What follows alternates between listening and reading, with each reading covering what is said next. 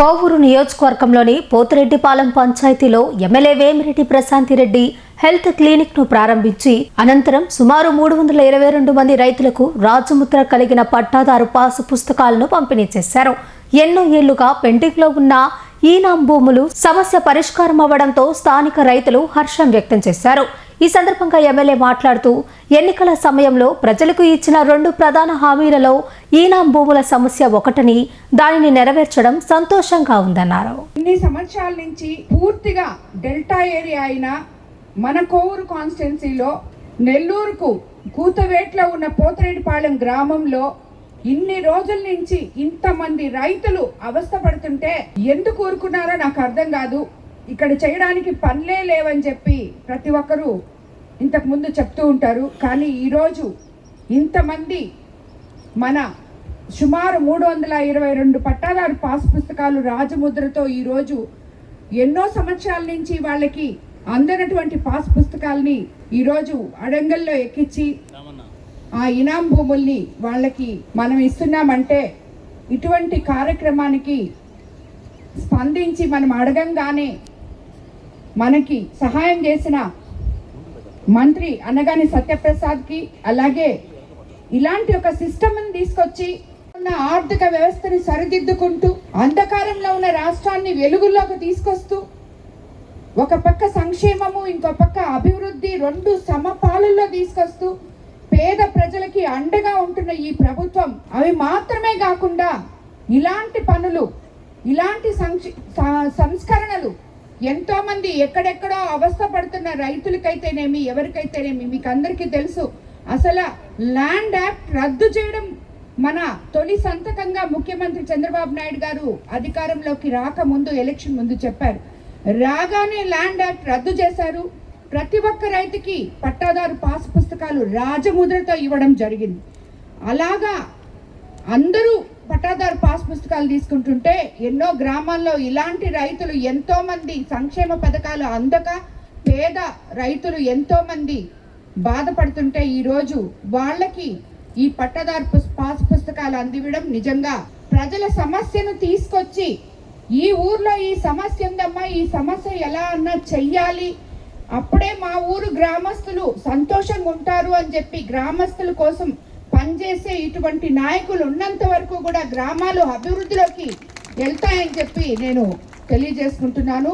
అన్నా, మీరు ఇట్లాంటి సమస్య నా దగ్గరికి తీసుకొచ్చి నా చేత చేపించినందుకు నిజంగా మీకు నేను ధన్యవాదాలు తెలుపుకుంటున్నాను. అలాగే ఇందుకు సహకరించిన ప్రతి అధికారికి కూడా, ఎంఆర్ఓ గారికి అయితేనేమి, కలెక్టర్ గారికి అయితేనేమి, అందరికీ కూడా నేను ధన్యవాదాలు తెలుపుకుంటున్నాను.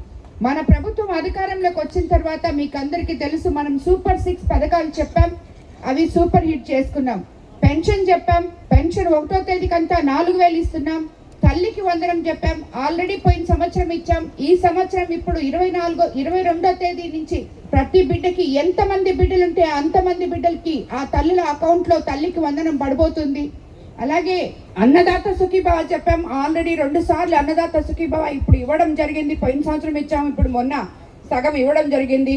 ఈ గ్రామంలో ఉన్న ఇప్పుడు ఈ పట్టాదారు పాస్ పుస్తకాలు వచ్చిన రైతులందరూ కూడా అన్నదాత సుఖీభవకి అప్లై చేసుకోవాలని చెప్పి కూడా మీకు అందరికీ నేను తెలియజేసుకుంటున్నాను.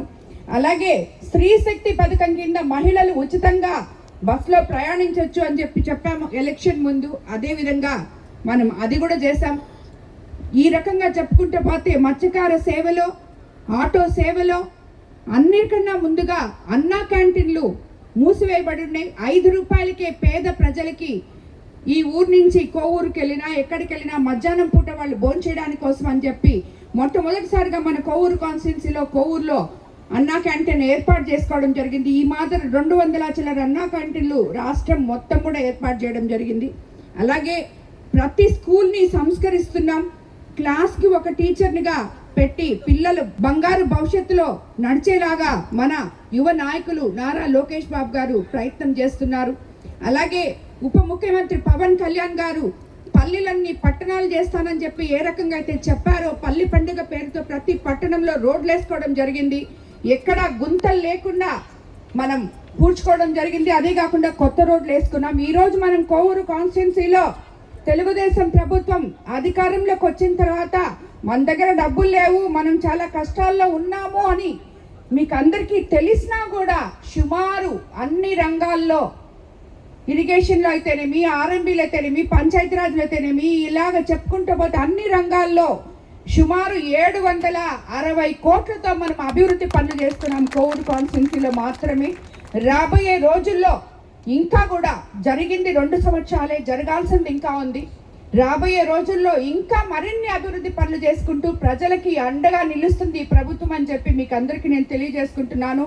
ప్రతి ఒక్కరికి ఇంకోటి కూడా చెప్తున్నానని, ఇప్పుడే మన సర్ ప్రోగ్రామ్ జరిగింది, అన్న సక్సెస్ఫుల్గా అయిపోయిందమ్మా అని చెప్పారు. ఇంకా కరోనా సర్వేలు ఉంటే కూడా చూడాలని చెప్పి నేను మ్యాపింగ్ కానీ ఇదంతా కూడా డెత్లు ఇవన్నీ కూడా ఇప్పుడు మళ్ళీ 10 రోజులు టైం ఇచ్చినారు, అదంతా చూసుకోవాలి. అదే కాకుండా రాబోయే రోజుల్లో స్థానిక ఎన్నికలు రాబోతున్నాయి స్థానిక సంస్థలకి. మీకు అందరికీ తెలుసు, ఒకరు చెప్పక్కర్లేదు, ఈ ప్రభుత్వం బాగోగులు ప్రజల గురించి ఎలా చూస్తుందో మీకు తెలుసు. ఒకటి, ఇనాం భూములు క్లియర్ చేస్తామన్నారు, అది అయిపోయింది. రెండోది షుగర్ ఫ్యాక్టరీ అని. షుగర్ ఫ్యాక్టరీ గురించి చాలామంది నా దగ్గరికి ఎప్పుడూ వస్తుంటారు. కాకపోతే నేను రోజు వాళ్ళకి నేను దాంట్లో జరుగుతుండే ఏం చేస్తున్నాము అని చెప్పి నేను చెప్పలేను కాబట్టి చెప్పట్లేదు. కానీ షుగర్ ఫ్యాక్టరీని ఒక్కరోజు కూడా నేను మర్చిపోవటం లేదు. అధికారుల దగ్గర కానీ, ముఖ్యమంత్రి గారి దగ్గర కానీ, మినిస్టర్ దగ్గర కానీ, ప్రతి ఒక్కరి దగ్గర ఈ షుగర్ ఫ్యాక్టరీ గురించి నేను మాట్లాడుతూనే ఉన్నాను. ఏ రకంగా అయితే కేసులు విత్డ్రా చేయించాలో, ఏ రకంగా అయితే వాళ్ళకి ఎంప్లాయీస్ ఎవరైతే ఇబ్బంది పడినారో 2 రోజుల ముందు కూడా మేము మీటింగ్ పెట్టుకొని ఎండి గారితో అలాగే దానికి సంబంధించిన నాయకులతోటి కూడా మాట్లాడడం జరిగింది. అతి త్వరలో దీన్ని మనం పరిష్కారం చేస్తామని చెప్పి మీకు అందరికీ నేను తెలియజేసుకుంటాను. ఇవన్నీ ఒక ఎత్తైతే మన కొవ్వూరు కాన్స్టిట్యున్సీకి అదృష్టం, కిసాన్ సెజ్లో ఈరోజు 30 సంవత్సరాల నుంచి మూల పడిపోయి ఉంటే కదలిక రావడం, మన బిడ్డలకి మన దగ్గరే ఉద్యోగాలు వస్తాయి అని చెప్పి ఆ రోజు ఏదైతే ఎలక్షన్ ముందు మనం మాట చెప్పుకున్నామో అది అక్షరాల తీరుతుంది. ఇప్పటి వరకు సుమారు 15,000 కోట్లు పెట్టుబడులు మన కిసాన్ సెజ్లో రావడం జరిగాయి. కాబట్టి రాబోయే రోజుల్లో మన బిడ్డలందరూ, మన యువ నాయకులు నారా లోకేష్ బాబు చెప్పినట్టు ఉద్యోగాలు మన దగ్గరకు వస్తాయి కానీ మన పిల్లలు బయటకు వెళ్ళరు అని చెప్పి చెప్పడం జరిగింది. అలాగే మన కోవూరు కాన్స్టిట్యున్సీ రాబోయే రోజుల్లో అభివృద్ధి చెందుతుందని చెప్పి నేను తెలియజేసుకుంటున్నాను. Narayana educational institutions Nellore. NEET 2025లో కేవలం నెల్లూరు నారాయణ మెడికల్ అకాడమీ నుండి జాతీయ స్థాయి ఓపెన్ కేటగిరీలో 1000 లోపు 9 ర్యాంకులు సాధించడంతో పాటు 397కు పైగా మెడికల్ సీట్లు సాధించి మరే ఇతర విద్యా సంస్థలు అందించలేని ఉత్తమ ఫలితాలు అందిపుచ్చుకున్నారు. నీట్ లాంగ్ టర్మ్ బ్యాచ్ కు జూలై 13 నుండి క్లాసులు ప్రారంభం. సంప్రదించండి నెల్లూరు నారాయణ మెడికల్ అకాడమీ.